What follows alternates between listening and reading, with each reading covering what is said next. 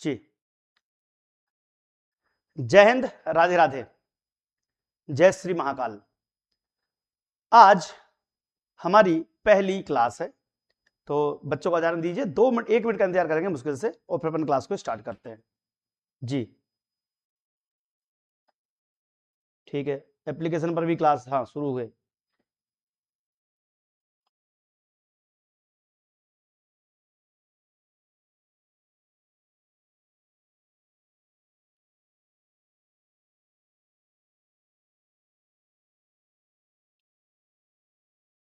Ready to गो?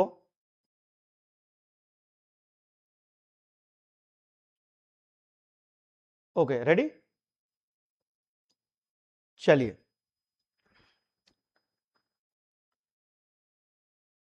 हाँ आ गए सब लोग, आ गए सब लोग आ गए। ठीक, ठीक है ठीक है ठीक है, स्वागत है। ठीक है भैया, ठीक है ठीक है ठीक है, धन्यवाद बाद में कर लेंगे, पहले अपन स्टार्ट करते हैं। नमस्कार, जय हिंद। मैं दिनेश ठाकुर आप सबके सामने फिर से इस बार मध्य प्रदेश की सबसे विश्वसनीय संस्थान दीप्ति सिंह एकेडमी की तरफ से स्टार्ट कर रहा हूं, शुरुआत कर रहा हूं बाल विकास और शिक्षा शास्त्र के पहले लेक्चर की। और आज हम देखेंगे मनोविज्ञान। मनोविज्ञान जब तक नहीं समझ पाएंगे, देखिए बाल विकास शिक्षा शास्त्र एक ऐसा सब्जेक्ट है जो जनरली स्टूडेंट्स केवल शिक्षक भर्ती में आते समय ही पढ़ते हैं, इसलिए ये लोगों को टफ लगता है। लेकिन मैंने एक बात लास्ट टाइम भी गारंटी, 10 साल पहले भी गारंटी दी थी, आज भी दे रहा हूं कि अगर बाल विकास शिक्षा शास्त्र आप मेरे साथ पढ़ लेते हैं तो फिर ना तो ये सब्जेक्ट आपको कठिन लगेगा और ना ही कोई क्वेश्चन हिलाना कठिन लगेगा। क्वेश्चन इसलिए टफ लगते हैं कि आपने विज्ञान पढ़ी है, आपने हिस्ट्री पढ़ी है, आपने ज्योग्राफी पढ़ी है, आपने हिंदी पढ़ी है, अंग्रेजी पढ़ी है, सब कुछ पढ़ा है, 10वीं 12वीं तक सब कुछ पढ़ा है, लेकिन आपने बाल विकास या मनोविज्ञान नहीं पढ़ा होगा या शिक्षा शास्त्र नहीं पढ़ा होगा। इसकी वजह से आपको यह सब्जेक्ट टफ लगता था।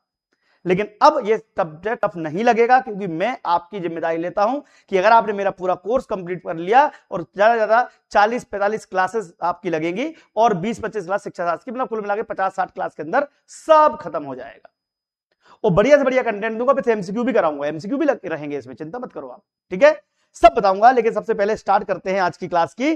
जितने भी हैं शुरुआत कर रहे हैं कि साइकोलॉजी। और मैंने एक चीज और बोली है कि ये जो क्लास है केवल और केवल शिक्षक बनने वाले बच्चों के लिए नहीं है, ये उन माता पिता के लिए भी है, ये उन पति पत्नी के लिए भी है जिनके या तो बच्चे अभी पैदा होने वाले हैं, यानी कि जो गर्भवती महिलाएं हैं, या फिर जो जिनके बच्चे 1-2-3 साल के हो गए हैं या स्कूल जा रहे हैं। तो सभी पेरेंट्स और माता पिताओं को भी ये वीडियो नहीं देखना चाहिए और ये हमारी क्लासेस पूरी देखनी चाहिए, क्योंकि ये केवल और केवल शिक्षक भर्ती पास करने के लिए नहीं है, आपकी जिंदगी में आपके परिवार के रिलेशन अच्छे करने के लिए भी है। परिवार में कई जगह देखा होगा आपने, झगड़े झांसे होते रहते हैं, लड़ाई झगड़े होते रहते हैं, बच्चे की आपस में माता पिता से बनती नहीं है, बच्चा मुंह फुला के बैठ जाता है, माताएं मुंह फुला के बैठ जाती हैं, पति पत्नी आपस में झगड़ रहे हैं। सबका असर बच्चों पे जब पड़ता है ना, तो आपकी जिंदगी के साथ साथ बच्चे की जिंदगी भी या तो स्वर्ग बनेगी या नरक बनेगी। इट्स डिपेंड कि आप क्या कर रहे हैं और बच्चे के साथ कैसा व्यवहार कर रहे हैं। इसलिए बाल विकास शिक्षा शास्त्र में हम वो सारी चीजें पढ़ेंगे आगामी कुछ समय में कि बच्चा जब धीरे धीरे बड़ा होता है तो उसकी चंचलता, उसकी हंसी ठिठोली, उसका मजाक, उसके जहनी की स्टाइल हो सकता है आपको खराब लगे, हो सकता है आपको इरिटेट करे, हो सकता है आपको परेशान करे, लेकिन हमें परेशान नहीं होना है। हमें उस जो फेज है, वो एक दौर है, उस दौर से बच्चे को भी निकालना है और आपको भी निकलना है। तो आपको भी संयम रखना पड़ेगा और बच्चे की बातों को हमें किस प्रकार से ट्रीट करना है, ये सारी बातें हम करेंगे। तो ये पूरा बाल विकास शिक्षा शास्त्र का कोर्स सिलेबस जो है पूरा कंप्लीट करवाऊंगा मैं, और ये आज की जो पहली क्लास है इससे आपको स्टार्ट करेंगे। आज एक वर्ड आपको दिखाई दे रहा होगा, मनोविज्ञान या साइकोलॉजी। शब्द तो इतना बड़ा लगता है कि डॉक्टर ही समझ पाएंगे इसको, और साइकोलॉजिकल डॉक्टर, साइकोलॉजी है यार, साइकोलॉजी कुछ है नहीं ज्यादा। साइकोलॉजी का मतलब क्या होता है आप समझ जाएंगे तो आज के बाद आपको ये मनोविज्ञान जैसा जो बड़ा शब्द है, भारी भरकम शब्द है, ये आसान लगने लगेगा। क्योंकि आज हम देखने वाले हैं कि साइकोलॉजी क्या है, या साइकोलॉजी तो कुछ लोग साइकोलॉजी बोलते हैं और साइकोलॉजी सबसे ज्यादा बच्चे बोलते हैं, जो कि गलत है प्रोनाउंसिएशन। साइकोलॉजी बोला जाता है, इसका जो अर्थ है साइकोलॉजी है, मनोविज्ञान है, तो लेकिन साइकोलॉजी जनरली बोलते हैं, तो उससे आपको फेमिलियर रहेगा। मानसिक प्रक्रियाओं व्यवहार और मानव व्यक्तित्व का वैज्ञानिक अध्ययन मनोविज्ञान कहलाता है। हमें क्या करना है, किसी भी व्यक्ति की समझ, देखो आप एक नॉर्मल सेंटेंस आप समझ लीजिए जो आपकी जिंदगी में यूज होता है, यार उसकी साइकोलॉजी समझो कैसी है, साइकोलॉजी कितनी खराब है उसकी, साइकोलॉजी कितनी अच्छी है उसकी, क्या बात है, क्या साइकोलॉजी है यार। मतलब कि आदमी के व्यवहार की जो प्रतिक्रिया है, ध्यान से, मतलब बिल्कुल सिंपल शब्द है, आदमी के व्यवहार की जो प्रतिक्रिया है जिससे आप इफेक्ट हो रहे हैं, आप पर जिसका प्रभाव पड़ रहा है, वही मनोविज्ञान है, वही उसकी साइकोलॉजी है। आप देखेंगे उसकी थिंकिंग किस प्रकार की है, तो मानसिक प्रक्रियाओं, व्यवहार और मानव व्यक्तिगत का विज्ञान अध्ययन।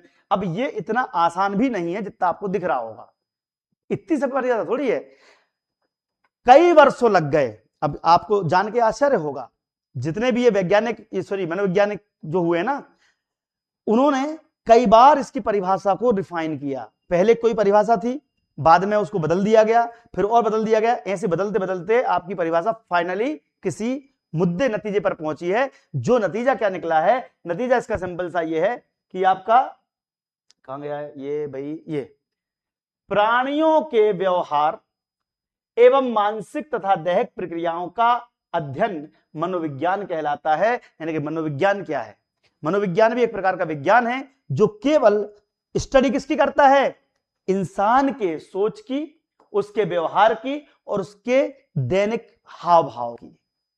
ये फाइनल बाद में बनी है, लेकिन इसके पहले बीच में बहुत सारे पड़ाव आए हैं, उस पर हम चर्चा करेंगे, लेकिन अभी आपको घबराने की आवश्यकता नहीं है। और हां, हमारी पूरी टीम लगातार, आपको नया बैच प्रारंभ हो रहा है एप्लीकेशन पर, तो आप लोग जुड़ जाइए, क्योंकि फिर बाद बोलोगे आप सर पुराना बैच हो गया। तो 499 में आपको नया लाइव बैच भी मिल रहा है और पुरानी क्लास तो मिलेगी ही, सब कुछ मिलेगा, टेस्ट सीरीज भी मिलेगी, पीडीएफ भी मिलेगी, नोट्स मिलेंगे, 12 महीने की वैलिडिटी मिलेगी। तो आज की हम क्लास शुरू करते हैं, इति वार्ता सोयंताम।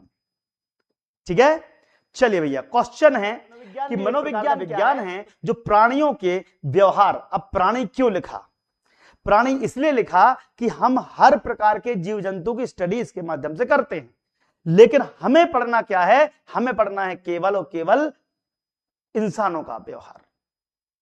ठीक है, अब आपको मैं छोटी सी बात दिखा देता हूं, बाद में इसको पढ़ाई करेंगे। भाई आप देखेंगे कि मनोविज्ञान की जो शाखाएं हैं वो एक दो शाखाएं नहीं है, मनोविज्ञान की 20 शाखाएं हैं। कितनी शाखाएं हैं, मनोविज्ञान की 20 शाखाएं हैं। अब आप सोचिए, मनोविज्ञान की कितनी शाखाएं हैं, 20। समाज का मनोविज्ञान, समाज क्या सोचता है। नैदानिक मनोविज्ञान कि हम कैसे किसी की समस्या का समाधान कर सकते हैं।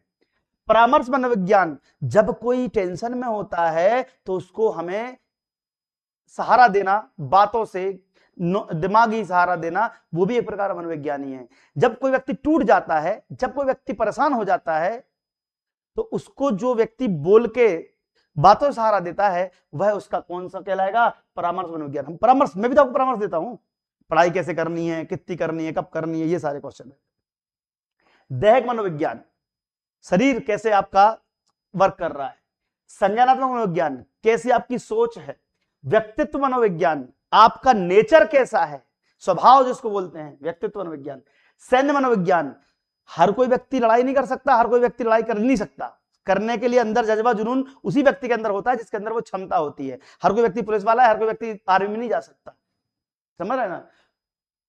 विकासात्मक मनोविज्ञान, जब आपका सोच समझ समय के साथ परिवर्तित होती रहती है, तो विकासात्मक मनोविज्ञान, छोटे समय, जब बच्चे छोटे थे हम उनसे कम एक्सपेक्टेशन रखते थे, जब बच्चे 18 साल के हो गए तो हम ज्यादा एक्सपेक्टेशन रखते हैं, सब पढ़ेंगे अपन।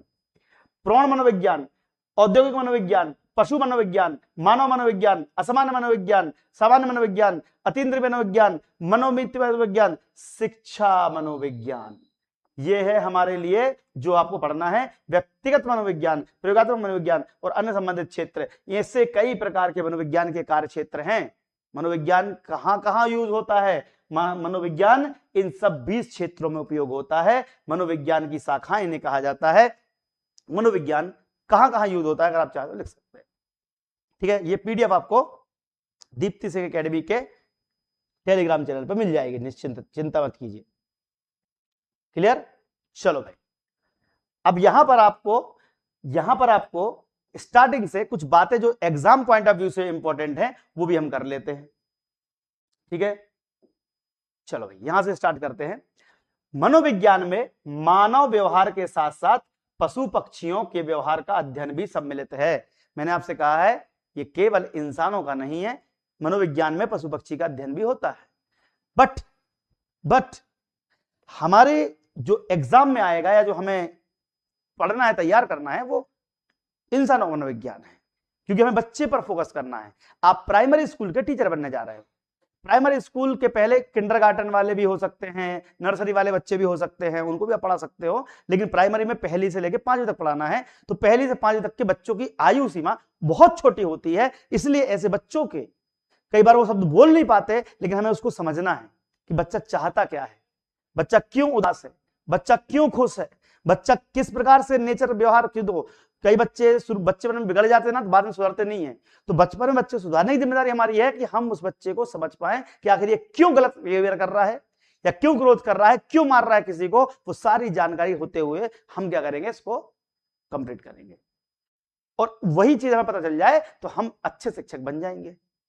इसीलिए बाल विकास शिक्षा शास्त्र का जो पोर्शन, ये चैप्टर है या जो सिलेबस है, ये प्राइमरी शिक्षक वालों को दिया जाता है। अब देखिए, मनोविज्ञान अध्ययन की वह शाखा है जो मन का अध्ययन करती है, अर्थात मनोविज्ञान शब्द का शाब्दिक अर्थ है मन का विज्ञान। दैट्स इट, हो गया भैया। मनोविज्ञान क्या है? व्यवहार का अध्ययन, मानव पशु पक्षियों के व्यवहार को समझना। तो पहला तो हो गया व्यवहार का अध्ययन, दूसरा हो गया मन का अध्ययन, मन की विभिन्न प्रक्रियाओं को जानना, तीसरा हो गया विचार भावना स्मृति कल्पना, स्मृति है ना, स्मृति रहेगा, स्मृति कल्पना आदि मानसिक प्रक्रियाएं, और दैहिक प्रक्रियाएं जैसे संवेदनशीलता, अभिप्रेरणा, भूख प्यास नींद। भूख प्यास नींद अभिप्रेरणा भी दैहिक क्रियाओं का हिस्सा है, जो मनोविज्ञान का ही हिस्सा है। क्लियर हो गया? बहुत बढ़िया, चलिए, शानदार। गुड इवनिंग ज्योति जी, राजा जी। वर्ग 3 का सिलेबस चेंज होगा क्या ज्योति तोमर जी? देखिए, अब तक तो कोई ऐसा आश्वासन नहीं मिला है वर्ग 3 का। बाल विकास तो रहेगा, कम से कम कुछ रहे ना रहे, ठीक है, इतना तो पढ़ना ही है अपने को, फिर उसकी बात और भी रहेंगी, ठीक है। तो अभी जो है अपन उसमें पढ़ना है। मनोविज्ञान को अंग्रेजी में साइकोलॉजी कहते हैं।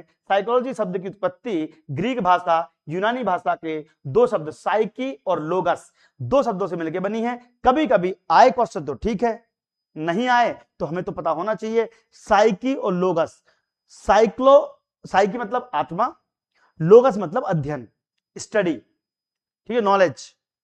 तो यूनानी भाषा या ग्रीक भाषा, अब ये जरूर पूछा गया है, ये सीटीईटी में पूछा गया है कि साइकोलॉजी शब्द की उत्पत्ति कौन सी भाषा से हुई है, तो यूनानी भाषा आप लिख सकते हैं, यूनानी भाषा से हुई है, ग्रीक भाषा यूनानी भाषा is the correct answer. Perfect, ठीक है। अब यहीं से क्वेश्चन क्या बनता है भैया कि अलग अलग प्रकार के मनोवैज्ञानिकों ने आपको उनकी खुद की परिभाषाएं दी हैं।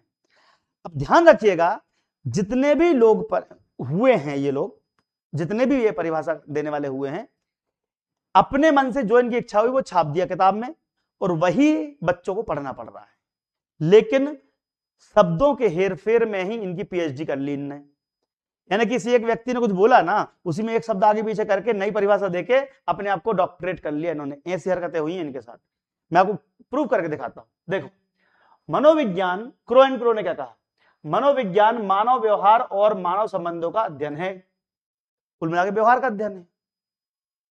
क्रो एंड क्रो ने क्या कहा कि मानव विज्ञान मानव व्यवहार और मानव संबंधों का अध्ययन है। अब मॉर्गन ने क्या कहा कि मनोविज्ञान मानव एवं पशु व्यवहार का विज्ञान है, उन्होंने पशु जोड़ दिया। वॉटसन ने कहा मनोविज्ञान व्यवहार का धनात्मक विज्ञान है। व्यवहार का धनात्मक विज्ञान का मतलब व्यवहार में जो अच्छी चीजें हैं उसे ही इन्होंने मनोविज्ञान कहा है, बुरी चीजों को, नेगेटिविटी को इन्होंने कंक्लूड नहीं किया है तो वही, लेकिन है तो व्यवहार का ही अध्ययन। घुमा फिरा के सारी बातें वैसे ही कर रहे हैं। देखो, जिम्बार्डी ने कहा मनोविज्ञान जीवधारियों के व्यवहार का वैज्ञानिक अध्ययन है। अबे तो बोला क्या तुमने, ये सारी लाइनें लगभग वैसे ही हैं, लेकिन एग्जाम में नाम से परिभाषाएं पूछी जाती हैं, इसलिए आपको इनको याद ही रखना पड़ेगा। जैसे कई लोग, अब मैं समझाऊंगा चीजों को, समझाना चाहिए समझाऊंगा, लेकिन जो बातें याद रखनी हो तो रखनी पड़ेगी, क्योंकि परीक्षा में बिना याद किए तो कुछ लिख नहीं सकते अपन। रटना मना है, रटना याद करने में अंतर होता है। रटने का मतलब होता है कि हम चीजों को बार बार पढ़ पढ़ के कोशिश कर रहे हैं दिमाग में घुस जाए, नहीं। याद करना मतलब भाई पढ़ लिया याद हो गया, और मेमोराइज करने का मतलब है याद करना। लेकिन रटना मतलब हो तो रिपीटेडली उस चीज को जबरदस्ती घोंटना, और बाद में भूल जाते हैं, अंतर है। ठीक है, चलिए।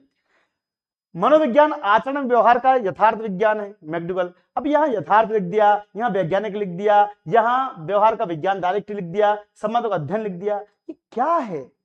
वही परिभाषाएं हैं लेकिन सबके द्वारा अलग अलग दी गई हैं। नमस्कार। बोरिंग ने क्या कहा? मनोविज्ञान प्रकृति का अध्ययन है, मनोविज्ञान प्रकृति का अध्ययन है। वुडवर्थ ने क्या कहा? मनोविज्ञान वातावरण के संपर्क में होने वाले मानव व्यवहारों का अध्ययन है। लेकिन जो भी हम कर रहे हैं, जो भी हम प्रस्तुत कर रहे हैं, दिखा रहे हैं, देखो पर्यावरण का मतलब होता है कि आसपास का कोई भी क्षेत्र, यहां पर्यावरण के संपर्क में लिखा वातावरण, तुम्हारे आसपास का क्षेत्र, तो हम जो भी कर रहे हैं, जो सामने वाला देख रहा है, समझ रहा है, उसी का अध्ययन मनोविज्ञान का अध्ययन कहलाता है। खत्म, दैट्स इट, ये काम हो गया। आत्मा का विज्ञान, मनोविज्ञान का एक बड़ा, अब हम वो जर्नी स्टार्ट कर रहे हैं जो आपकी किताब की है, किताब के लिए मतलब किताब में लिखी हुई, या फिर जिस पर एग्जाम बेस्ड होता है। मैंने आपसे कहा था कि मनोविज्ञान की परिभाषा को एक्सेप्ट करने के लिए कई सालों लग गए। फिर बताऊं क्या बोलना चाहता हूं? मनोविज्ञान की वास्तविक परिभाषा स्वयं मनोवैज्ञानिक ही नहीं मानते थे पहले, उनके बीच में लड़ाई झगड़े चलते थे। जैसे कि जो परिभाषा है क्या वो सही है, इस पर विचार होते थे, फिर लोग बोलते नहीं यार ये सही नहीं है, तो फिर बदलते थे, मतलब यही सब चलता रहता था। यानी कुल मिला के मानव के ने जो अध्ययन किया है और मनोविज्ञान की जो परिभाषा दी है, उस परिभाषा की जो यात्रा है अब हम वो करने जा रहे हैं। सबसे पहले मनोविज्ञान को समझा या समझने की कोशिश की है अरस्तु और प्लेटो, नाम सुने होंगे आपने, प्लेटो, अरस्तु। अब नोट कर लीजिएगा कि मनोविज्ञान का क्रमबद्ध विकास हुआ है, यानी कि मनोविज्ञान जो हम पढ़ रहे हैं ये सीधे तौर पर हमारी किताब में अभी शामिल नहीं हुआ है। पहले ये किसी और रूप में था, बाद में उसमें बदलाव हुए, चेंजेस हुए, फिर चेंजेस हुए, और फिर फाइनली हमारे तक वो चीज पहुंची है।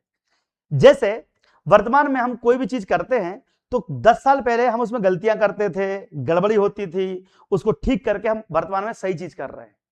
ऐसे ही बहुत पहले समय में भले बड़े बड़े वैज्ञानिक थे लेकिन इतनी आधुनिकता थोड़ी थी, तो प्राचीन समय में प्राचीन जैसा ज्ञान था उनको, उसी के अनुसार उन्होंने परिभाषाएं दे दी।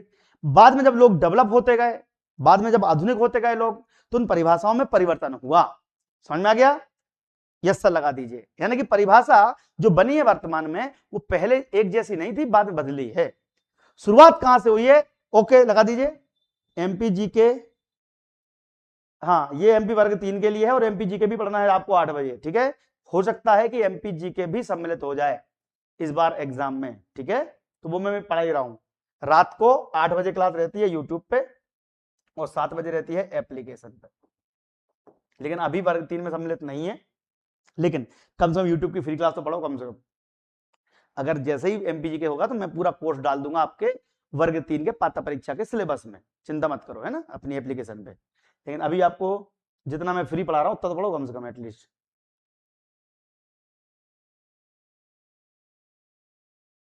चलिए रेडी, ओके डन। प्लेटो, अरस्तु, डेकार्टे आदि यूनानी दार्शनिकों ने मनोविज्ञान को आत्मा के विज्ञान यानी कि साइंस ऑफ सोल के रूप में स्वीकार किया। साइकोलॉजी शब्द का शाब्दिक अर्थ भी आत्मा ही तो है। साइकोलॉजी बनी कहां से थी? यूनानी भाषा से, और यूनान के ही ये कौन थे? दार्शनिक थे। देखो दार्शनिक मतलब फिलोसफर। दार्शनिक कौन होते हैं? देखो एक तो वैज्ञानिक होते हैं, साइंटिस्ट, जो तर्कों पे काम, मतलब जो एकदम फैक्ट पे काम करते हैं। जो दार्शनिक हैं वो तर्क बनाते हैं, बातें बनाते हैं, समझाने की कोशिश करते हैं, कन्विंस करने की कोशिश करते हैं, वो दार्शनिक कहलाते हैं। फिलोसफर, फिलोसफी, या क्या फिलोसफी झाड़ी है यार तुमने, ऐसा बोलते थे ना। अब देखो साइकोलॉजी शब्द का शाब्दिक अर्थ आत्मा है, और ये यूनान के ही थे, उन्होंने कहा आत्मा का विज्ञान। लेकिन लोगों से माना नहीं, चिंता मत करो, कि आत्मा का ही विज्ञान है साइकोलॉजी। आत्मा पे फोकस कर दिया इनने कि आत्मा आत्मा आत्मा कहां ढूंढने जाओगे, आत्मा कहां देखने जाओगे, दिक्कत आएगी ना। आत्मा, आत्मा देखती तो है नहीं किसी ने, और आत्मा का विज्ञान कर दिया इन्होंने। बट प्लेटो, अरस्तु, डेकोट बड़े बड़े फिलोसफर रहे हैं उस समय, लोगों ने उनकी बात मान ली थी उस समय, कुछ समय तक चलता रहा। मनोविज्ञान की यह परिभाषा लगभग 16वीं शताब्दी तक प्रचलित रही, 16वीं शताब्दी तक चलती रही। 16वीं शताब्दी तक लोग यही मानते रहे, 16वीं शताब्दी तक लोग क्या मानते रहे कि आत्मा का विज्ञान ही मनोविज्ञान है। ये किसने कहा था? प्लेटो, अरस्तु, डेकोट आदि ने इसको एक्सेप्ट किया था। बोलो हाउ। अब तत्कालीन मनोवैज्ञानिक अथवा दार्शनिक आत्मा की व्याख्या स्पष्ट रूप से रंग, रूप, आकार, स्थिति, अध्ययन की विधियों को स्पष्ट करने में सफल रहे। अब उनसे बोल दिया भैया प्रूफ करो कि आत्मा का विज्ञान। बोले आत्मा कैसी दिखती है? बोले नहीं पता, रूप नहीं पता, रंग नहीं पता, आकार नहीं पता, ठीक है, स्थिति नहीं पता, कुछ तो नहीं पता। जब कुछ नहीं पता तो फिर कैसे बोल दिया तुमने कि आत्मा का मनोविज्ञान है? बोलो हाउ। भाई मनोविज्ञान, आत्मा विज्ञान तुमने बोल कैसे दिया जब तुमने खुद आत्मा नहीं देखी? इसलिए अरस्तु, प्लेटो, डेकोट की परिभाषा को बाद में अमान्य कर दिया गया। इति वार्ता स्वयंताम। लिखो भैया, यह परिभाषा धीरे धीरे अमान्य हो गई, क्योंकि भैया हम आत्मा ही प्रूफ नहीं कर पा रहे, भूत प्रूफ कर पा रहे, तो प्लेटो, अरस्तु, डेकोट, ठीक है। मनोविज्ञान की प्रारंभिक अवधारणा आत्मा के विज्ञान के रूप में की गई थी। अब यह जरूर है कि अगर एग्जाम में क्वेश्चन आता है कि मनोविज्ञान की अवधारणा प्रारंभिक में, सबसे शुरुआत में किस रूप में की गई थी, तो आत्मा के विज्ञान के रूप में की गई थी। नोट कर लीजिए और आगे बढ़ते हैं। बहुत बढ़िया, शाबाश, शानदार, सीमेंट के रंग। चलिए साहब, आत्मा के विज्ञान के रूप में फिर दूसरा जो आया, मन मस्तिष्क का विज्ञान। अब कुछ दार्शनिक नए आ गए, उनने कहा भैया आत्मा आत्मा छोड़ो, अब हम बात करेंगे काय की? हम बात करेंगे मन की, मस्तिष्क की। अब मस्तिष्क पता है कि भेजे इसके अंदर है तो सही, एग्जिस्ट तो करता है ना एटलीस्ट, बट वो भी किसी ने खोपड़ी खोल के थोड़ी देखी किसी की।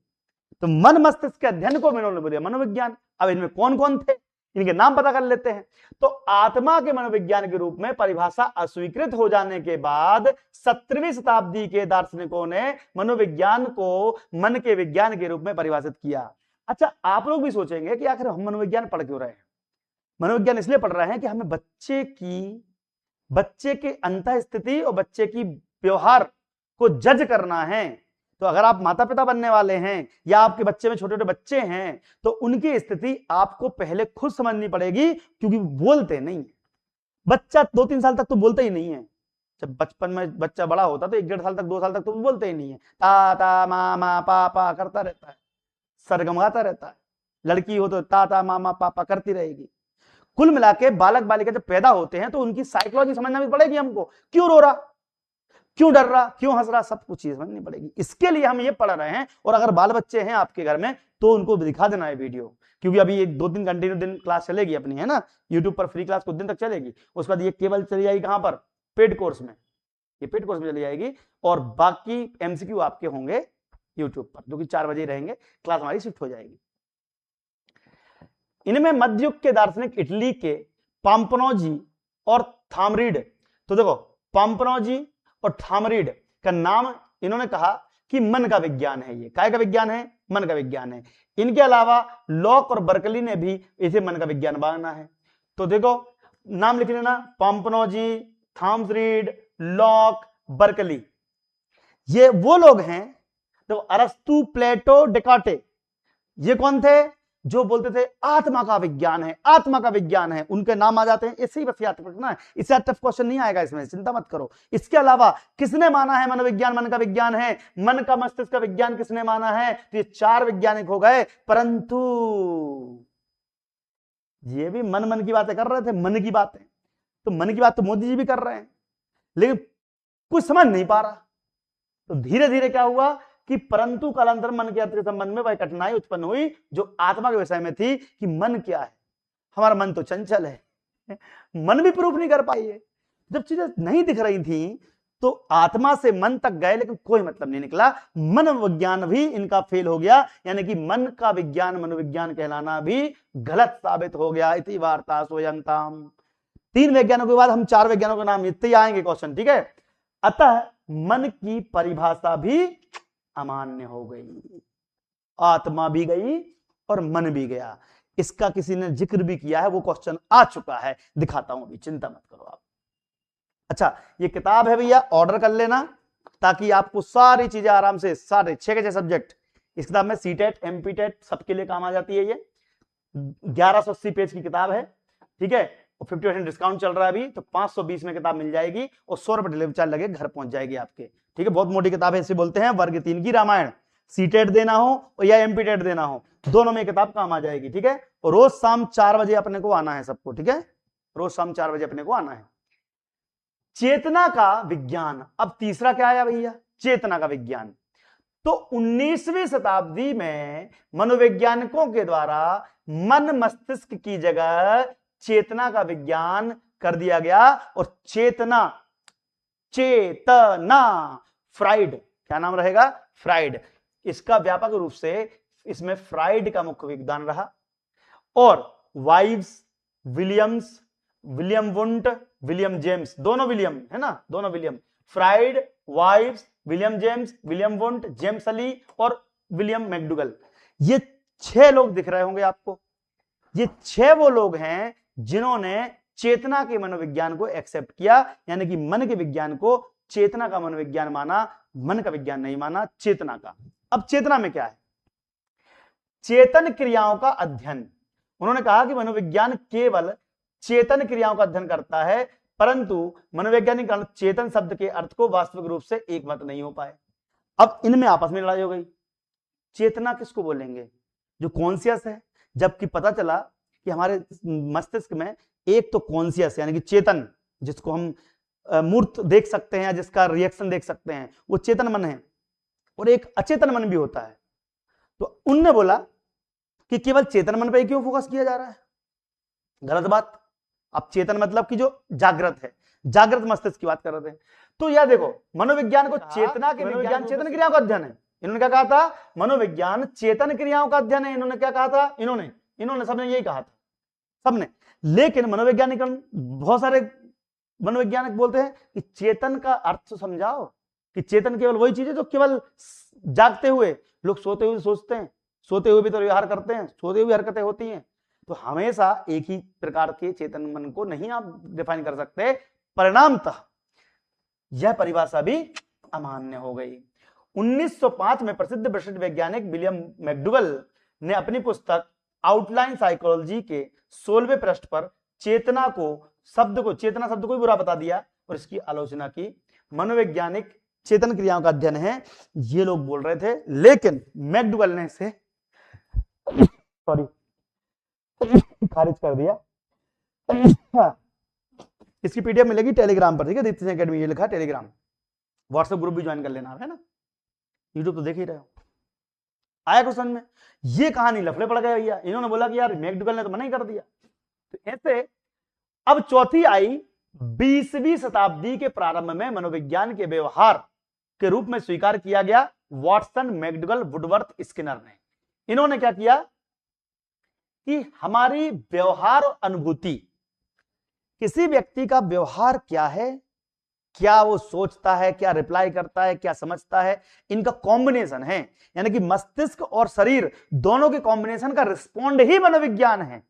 हमें देखना पड़ेगा, क्रोध आ रहा है, खुशी हो रही है, सोच क्या रहे हो, थिंक क्या कर रहे हो, सबका कॉम्बिनेशन ही क्या है, मनोविज्ञान है। केवल एक चीज मनोविज्ञान नहीं है, केवल आत्मा नहीं है, केवल मन नहीं है। अब इसके लिए एक भाई साहब थे, कहां चले गए, आने वाले, आए वुडवर्थ जिसकी हम बात कर रहे थे, ये देखो मैकडूगल, वाइव्स, सॉरी कहां चले गए, ये आ गए, वाटसन, मैकडूगल, वुडवर्थ, स्किनर। इन लोगों ने बोला कि मनोवैज्ञानिक ने मनोविज्ञान के व्यवहार को निश्चित रूप से विज्ञान के रूप में स्वीकार किया है। वर्तमान में इस परिभाषा को ही सर्वमान्य माना गया है, यानी कि मनोवैज्ञानिकों ने मनोविज्ञान को व्यवहार एक निश्चित विज्ञान के रूप में स्वीकार किया है कि व्यवहार का अध्ययन ही मनोविज्ञान है, व्यवहार कैसा है। अब इसमें ये 4 लोग के नाम आएंगे, लेकिन एक भाई साहब हैं वुडवर्थ, जिस पे बहुत क्वेश्चन कई बार आया है। जैसे हमने क्या कहा, सर्वप्रथम मनोविज्ञान ने अपनी आत्मा को त्याग दिया, फिर मन को त्याग दिया, फिर चेतना को त्याग दिया। 3 स्टेप पढ़ी थी अपन ने पूरी कहानी। पहले आत्मा को मानते थे, त्याग दिया, फिर मन को मानते थे, त्याग दिया, फिर चेतना को मानते थे, फिर फाइनली किसको स्वीकार किया, व्यवहार की विधि को स्वीकार किया, ये वुडवर्थ ने कहा है। और ये कई बार, एक नहीं दो बनी 50 बार क्वेश्चन सीटेट और एमपीटेट में आ चुका है। पहले मन आत्मा का त्याग किया, फिर मन का त्याग किया, फिर चेतना का त्याग किया, फाइनली व्यवहार की विधि को अपनाया, दैट्स वुडवर्थ। ठीक है, हाँ जी, पीडीएफ मिल जाएगी आपको, ठीक है, दीप्ति एकेडमी टेलीग्राम पे मिल जाएगी, डाल दूंगा। ठीक है, अब ये काम हो गया। आत्मा मन चेतना व्यवहार, तो आम को चाव से खाते हैं। आम, आम, आत्मा, मन, चाव, चेतना, व्यवहार और स्वीकृति, मनोविज्ञान। फाइनली किसको स्वीकार किया? व्यवहार और अनुभूति को। तो व्यवहार और अनुभूति को ही मनोविज्ञान माना जाता है। फाइनल डेफिनेशन लिखो, जय हिंद लिखो, आगे बढ़ेंगे। बहुत बढ़िया, आहा, आनंद आ गया। मजा आया कि नहीं आया, पहले तो ये बताओ।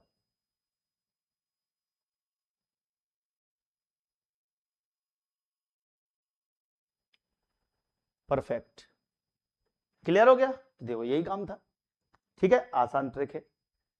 मनोविज्ञान के कार्य क्षेत्र मैंने आपको शुरुआत में ही बता दिए थे कि 20 प्रकार के यही जगह है जहां मनोविज्ञान को अप्लाई किया जा सकता है। ठीक है भैया, मनोविज्ञान को अप्लाई किया जा सकता है। अब आज के इतने से जो इतना कंसेप्ट है, एक्चुअली ये बहुत भारी भारी कंसेप्ट हो जाते हैं, तो बच्चे क्या कंफ्यूज, बोर हो जाते हैं। तो हम कल फिर नए टॉपिक के साथ आएंगे, लेकिन आज हम कुछ क्वेश्चंस इस पे से लगा लेते हैं ताकि आप लोग आंसर लगा सको और आपको पता चल जाए कि वास्तव में आप लोग को समझ में आया कि नहीं आया। ठीक है, क्योंकि ये बहुत भारी विषय है मनोविज्ञान, मनोविज्ञान बोल बोल के, जबकि अब आपको ऐसा लगेगा इतना हलवा सब्जेक्ट तो था, काय जबरदस्ती मनोविज्ञान में टेंशन ले रहे थे। अब ये बताओ, मनोविज्ञान को लेकर आपके मन में कोई दुविधा है? अब नाम बता दिए मैंने, वो नाम याद रखने पड़ेंगे आपको, नाम याद रखने पड़ेंगे। मैकडूगल, स्किनर, कौन सा मनोवैज्ञानिक किस प्रकार की परिभाषा को एक्सेप्ट करता था? आप चाहते एक बार रिवीजन भी कर लो, आप चाहते एक बार रिवीजन भी कर लो शॉर्टकट में। ठीक है, ये तो परिभाषाएं हो गई। आत्मा के विज्ञान को किसने मान्यता दी? प्लेटो, अरस्तु, डेकार्ट। ठीक है, अब आत्मा मन के किसने दी? पाम्पजी, थार्मोनिड, लॉक, बर्कली। इसके बाद इसमें इसको ये चेतना को किसने बोला? Fried, wives, William James, William Wundt, James सली और विलियम मैकडूगल।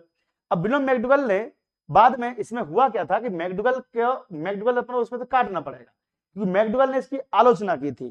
ठीक है, तो ये याद भी रखना, मैकडूगल ने इसकी आलोचना भी की थी। एग्जाम कब होगी वर्ग 3 की? तो भैया ये होगी जून जुलाई के बाद ही हो पाए, सॉरी नवंबर दिसंबर के आसपास ही हो पाएगी, क्योंकि अभी इन्हें कैलेंडर हटा दिया, नया कैलेंडर आएगा तो 6 महीने बाद ही एग्जाम होगी। ठीक है, तो अपने को मौका मिल गया, तभी तो मैं पढ़ा रहा हूँ। मैं क्यों पढ़ा रहा हूँ? मुझे पता है मुझे 1.5-2 महीने लगते हैं पूरा कोर्स कंप्लीट कराने में, एप्लीकेशन पूरा कोर्स कंप्लीट करा दूंगा, और बस आप लोग उसका एग्जाम की तैयारी करो, रिवीजन करवाएंगे, कंप्लीट कर देंगे, दिक्कत मत करो। एप्लीकेशन पे सब सीक्वेंस मिलेगा, सीक्वेंस मिलेगा विद पीडीएफ। मनोविज्ञान का मुख्य उद्देश्य व्यवहार और अनुभूति का अध्ययन है, ये 4 लोगों ने इसको एक्सेप्ट कर लिया। ठीक है, दैट्स इट। वुडवर्थ ने क्या कहा था ये भी मैंने आपको बता दिया। चलो भाई, क्वेश्चन नंबर 1। अरे यार, मनोविज्ञान को व्यवहार एवं मानसिक क्रियाओं का वैज्ञानिक अध्ययन किस रूप में परिभाषित करता है? व्यवहार एवं मानसिक क्रियाओं का, तो आत्मा नहीं है, सोल नहीं है, C is the correct answer. Answer आ गया? हाँ, सी लगा दीजिए। क्लियर? कंटेंट भी हम आपको पढ़ाएंगे, साथ में क्वेश्चन भी करा देंगे, बच्चा ही कुछ भी नहीं, तो बाद हम एक क्वेश्चन करवाते। आधुनिक मनोविज्ञान की सर्वैगत स्वीकृत परिभाषा के अनुसार मनोविज्ञान व्यक्ति के व्यवहार तथा मानसिक क्रियाओं जैसे सोचना, सीखना, स्मृति, भावना, निर्णय, कल्पना, व्यक्तित्व का वैज्ञानिक अध्ययन कहलाता है। तो ये आपके लिए परफेक्ट डेफिनेशन भी है और क्वेश्चन भी आ गया। ठीक है, चलिए भैया अगला क्वेश्चन ले लेते हैं। अगला क्वेश्चन, निम्नलिखित में से कौन सी मानसिक क्रिया नहीं है? स्मृति, तो सोचना विचारना तो है, सोचते हैं, मेमोराइज करते हैं। चिंतन, थिंकिंग भी है, मानसिक सिर से ही सोचते हैं। प्रत्यक्ष, परसेप्शन, किसी के बारे में राय बना लेना, किसी के बारे में परसेप्शन बना देना, ये भी इसी के लिए है, तो तीनों सही है। दौड़ना, अरे दौड़ना तो पांव से दौड़ेंगे, शरीर से दौड़ेंगे, ये शारीरिक हो जाएगी। तो मानसिक कौन सी नहीं है? तो दौड़ना नहीं है। ठीक है, चलिए भैया अगला क्वेश्चन। देखो इसका आंसर तो आ जाएगा कि जब हम दौड़ते हैं तो ये शारीरिक क्षमता का, इसका मतलब शारीरिक क्षमता से है। ठीक है, दौड़ते हैं जब। अच्छा, जिसको भी फ्री क्लास चाहिए हो वो 952223 37038 पर मैसेज कर देना, CDP by Dinesh sir, WhatsApp कर देना तो आपको ग्रुप में जोड़ देंगे, ठीक है। चलिए, CDP बाय दिनेश सर। चलिए, कि सबसे महत्वपूर्ण विशेषता क्या है? धार्मिक अध्ययन, वैज्ञानिक अध्ययन, दार्शनिक या साहित्यिक अध्ययन? यार देखो, मनोविज्ञान में धार्मिक अध्ययन से तो कोई लेना नहीं है, साहित्यिक भी नहीं है। अब वैज्ञानिक और दार्शनिक, तो हमने क्या देखा? मनोविज्ञान विज्ञान के रूप में, करेक्ट आंसर आ जाना चाहिए वैज्ञानिक के रूप में, ठीक है। तो ये मनोविज्ञान निरीक्षण, ऑब्जर्वेशन और प्रयोग, परीक्षण, मापन, सांख्यिक विश्लेषण आदि का उपयोग करता है, इसलिए इसे विज्ञान, सामाजिक विज्ञान यानी कि विज्ञान के रूप में ही देखा जा सकता है। ये भी आंसर आ गया। अब देखो कितने आसान लग रहे हैं क्वेश्चन, लग रहा है ना, लग रहे हैं। तो ये इतना ही आएगा आपके एग्जाम में, चिंता मत करो, है ना। अगला क्वेश्चन देख लो आप। सीखने का सबसे उपयुक्त अर्थ क्या है? केवल ज्ञान प्राप्त करना, व्यवहार में अपेक्षाकृत स्थायी परिवर्तन होना, परीक्षा पास करना, पुस्तक पढ़ना। यार सीखने का मतलब पुस्तक पढ़ना तो नहीं हो सकता, केवल परीक्षा पास करना नहीं हो सकता। देखो ऑप्शन भी ऐसे एलिमिनेट करो, मैं ये टेक्निक सिखाता हूं सब बच्चों को।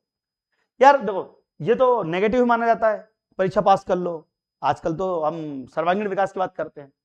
तो केवल ज्ञान प्राप्त करना, देखो जहां केवल आ जाए, केवल जनरली नेगेटिव मार्किंग में ही हट जाता, वो नेगेटिव सेंटेंस में ही हट जाता है। केवल मैक्सिमम टाइम केवल हट जाता है, मैक्सिमम टाइम 99%, 99 समय 100 में से केवल वाला आंसर नहीं होता, है ना।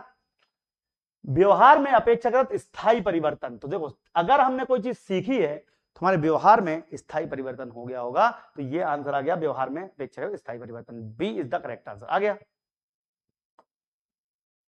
निकला ना, फिर निकला निकला क्या, निकला निकला। आगे देखो, निम्नलिखित में से कौन जन्मजात व्यवहार का उदाहरण है?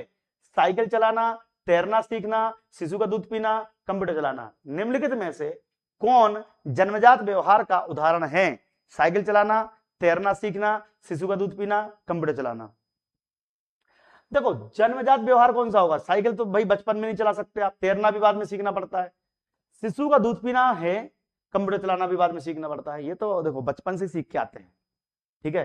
तो शिशु का दूध पीना जन्मजात हो गया, तो ये तो आंसर आसान हो गया। बुद्धि का मुख्य उद्देश्य क्या है? केवल परीक्षा में अच्छे अंक लाना, फिर केवल नई परिस्थितियों में संयोजन कर लेना, ये हो सकता है, रोक के रखते हैं। देखो जब तक चारों ऑप्शन नहीं पढ़ेंगे तब तक आंसर नहीं लगाना। केवल गणित सीखना, केवल भाषा सीखना, दो केवल केवल कैंसिल हो गया तो आंसर आ गया भाई, उससे बेस्ट आंसर भी दिखता है कभी कभी, ठीक है। जब मैं और एग्जाम कराऊं, एग्जाम्पल दूंगा ना, तब पता चलेगा आपको कि मैं क्यों बोलता हूं कि भाई पूरे आंसर देगा, पढ़ना पूरा है, ठीक है। बुद्धि व्यक्ति को समस्याओं का समाधान करने, तर्क करने, अनुभव से सीखने और नई परिस्थितियों के साथ सफलतापूर्वक समायोजन करने का।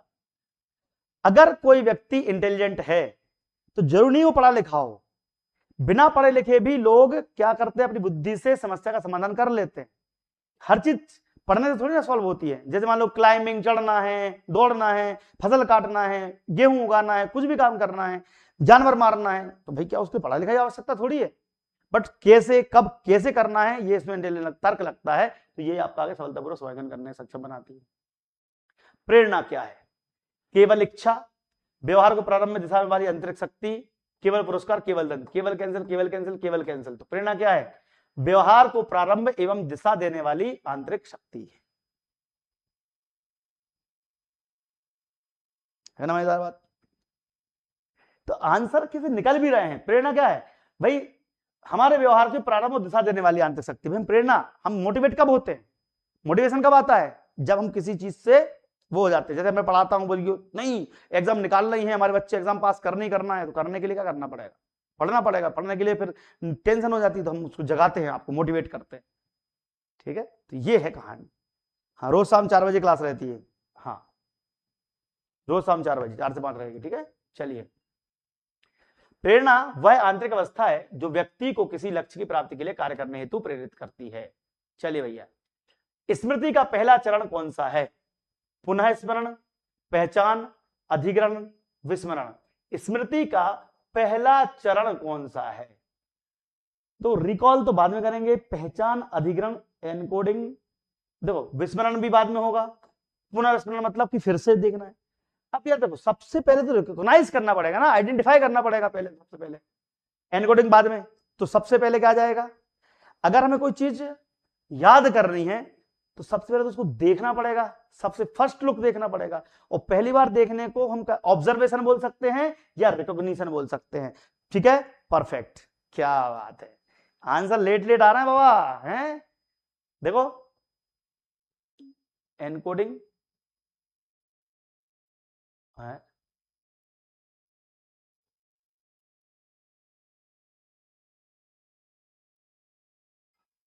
पहचान, हाँ तो इसमें पहचान ही आएगा, एनकोडिंग, हाँ वो बी ही आंसर आएगा, उसमें ऑप्शन गलत दिया हुआ है, हटा देंगे उसको, ठीक है, ऑप्शन गलत दिया।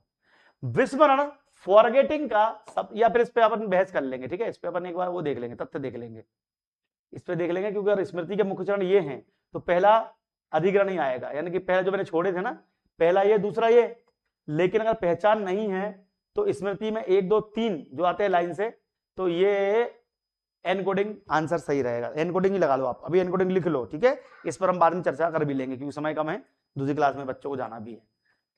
चलिए, व्यक्तित्व, पर्सनालिटी का अर्थ है केवल बाहरी रूप, केवल बोलने का तरीका, व्यक्ति के शरीर, मानसिक, सामाजिक, लो कितना अच्छा। अरे एक ऐसा लग रहा कि पूरा आंसर लिखा ही अलग से है ना, ओनली ओनली ओनली, तो केवल केवल तो वैसे ही कैंसिल कर दिए, केवल केवल तो वैसे ही कैंसिल कर दिए। अब इसके बाद देखिएगा, व्यक्तित्व केवल सुंदरता या पहचान, पहनावे का नाम नहीं है, यह व्यक्ति के विचार, व्यवहार, भावनाएं, आदतें, दृष्टिकोण, सामाजिक व्यवहार का समग्र रूप भी है। परफेक्ट, क्लियर आ रहा है समझ में?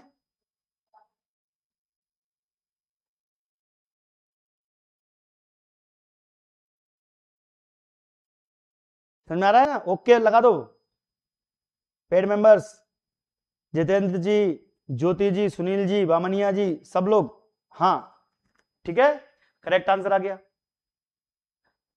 अब नया बैच, अभी तो पहली क्लास थी, अब धीरे धीरे हम और क्लास की टाइमिंग बढ़ाएंगे और बच्चे भी बढ़ाएंगे, ठीक है, क्योंकि अभी बच्चों का ज्यादा नुकसान ना हो, तो भी हमें सारी क्लासेस लग रही हैं अंदर एप्लीकेशन पर, कुछ रिकॉर्डेड क्लास भी हैं, कुछ लाइव क्लास भी है और कुछ लाइव क्लास शुरू भी होने वाली हैं, सब कुछ होगा आपके इसमें।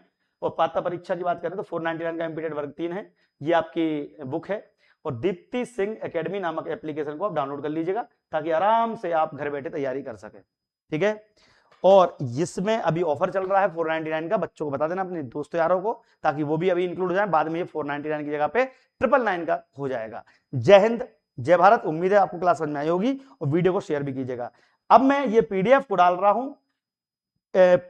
रहा हूं हमारी टेलीग्राम पर, टेलीग्राम दीप्ति सिंह एकेडमी पर, ठीक है, दीप्ति एकेडमी अपलोड कर रहा हूं, तो आप लोग टेलीग्राम पे ज्वाइन कर लीजिएगा, ठीक है। मैं अभी शेयर कर रहा हूं, और पेड वालों को मिलती है यूट्यूब पर, केवल फ्री क्लास वालों की पीडीएफ मिलती है, जो फ्री क्लास चलती है यूट्यूब पे, बाकी पेड मेंबर्स को तो अंदर ही मिलती है ना, सब इंक्लूड रहता है उसमें। थैंक यू वेरी मच, जय हिंद।